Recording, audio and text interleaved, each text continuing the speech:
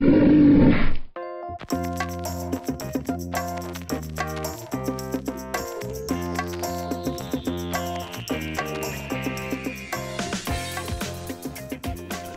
elle est venue parce que j'avais envie d'écrire quelque chose par rapport au lieu qui existe. Cette plage, elle existe, elle est au milieu des terres. Une plage au milieu des terres, c'est absurde. Quand on est dans cette plage qui existe dans les Asturies, près d'un village qui s'appelle Naves, on ne voit pas la mer. Il y a la mer qui sort par un trou et qui amène le sable et les vagues dans ce trou. Et quand on voit ce trou, ça ressemble vraiment à ce que je déteste, c'est-à-dire les zoos comme à Vincennes, enfin tous les zoos européens, où il y a une fosse aux ours, quoi. Donc c'est pas la fosse aux ours, c'est la fosse aux touristes. Donc j'ai vu ce lieu il y a une quinzaine d'années. Donc il y a 15 ans, je me suis dit, tiens, je vais faire un truc là. Et au départ, je pensais faire un film, etc. Et puis après, bon, ça s'est perdu dans les limbes. Et puis à un moment donné, oui, c'est vrai que quand j'ai écrit, j'ai écrit très vite, quoi. Beaucoup plus vite et avec une liberté et une joie que j'ai pas quand j'écris pour le cinéma, quoi. Fred l'a vu comme une comédie. Moi j'ai écrit une profonde tragédie et lui l'a pris au premier degré. Après, il y a quelque chose qui fait que ça devient une histoire pour raconter autre chose. Mais l'histoire, il n'y a que l'histoire de ces gens sur cette plage. Ils sont 13, c'est complètement par hasard. Moi, je ne me suis même pas rendu compte qu'ils étaient 13, donc il n'y a pas de message là-dedans. S'il y a un message dans ce que j'ai écrit, c'est juste réfléchissons dans les rapports humains qu'on a au fait qu'on n'a pas beaucoup de temps. Et que probablement on passe son temps à discuter de choses qui n'ont aucun intérêt, de se préoccuper de problèmes qui n'ont aucun intérêt et de ne pas aller à l'essentiel. Après, c'est une petite phrase, ce que je viens de dire, c'est une petite phrase moraliste débile, et ça m'embête bien de devoir résumer le jeu d'écriture que j'ai réalisé à ça.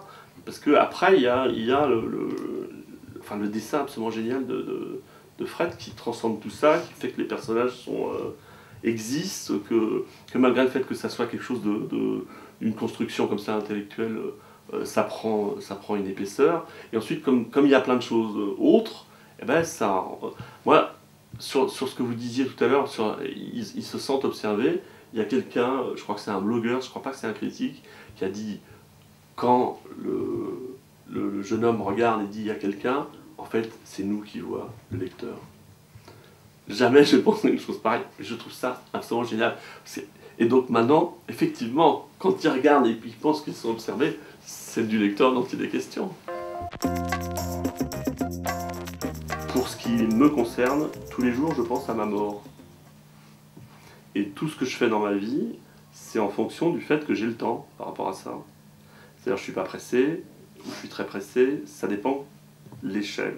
Ça parle de ça, cette BD, ça parle d'une espèce de sentiment par rapport à la vie qui est amusons-nous parce que c'est court aussi.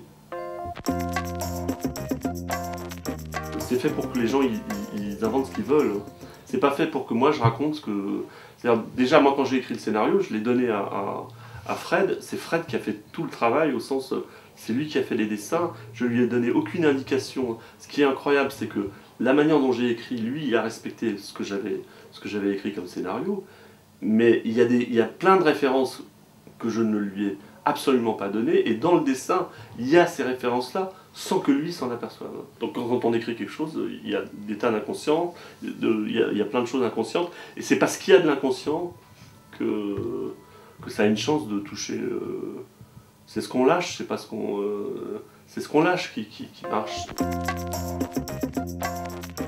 Je me suis dit que ça avait éveillé un certain nombre de choses dans l'esprit de nos lecteurs. Et je me suis dit, ouais, ça serait marrant parce qu'en fait, de continuer l'exercice. S'il y a un tome 2, ça fonctionnera comme un album indépendant du premier. C'est-à-dire qu'on pourra très bien lire le tome 2 sans avoir lu le premier. Moi, ce que je trouve génial, c'est quand je suis en train de faire un film, quand je suis au montage, quand je dessine, quand j'écris, je commence et je ne me rends absolument pas compte du temps qui passe. C'est-à-dire que c'est ramassé, je suis concentré sur ce que je fais, Et si après il y a quelque chose qui est construit, c'est bien. Et ce que je dis toujours, c'est ça, c'est exactement comme faire l'amour. C'est-à-dire, on fait l'amour, on sait quand on a commencé, on ne sait pas quand on en finit. Et quand on a fini, tout le temps a été ramassé. Donc pour moi, la vie, mon travail, écrire, faire des films, c'est faire l'amour. Il n'y a que ça de vrai.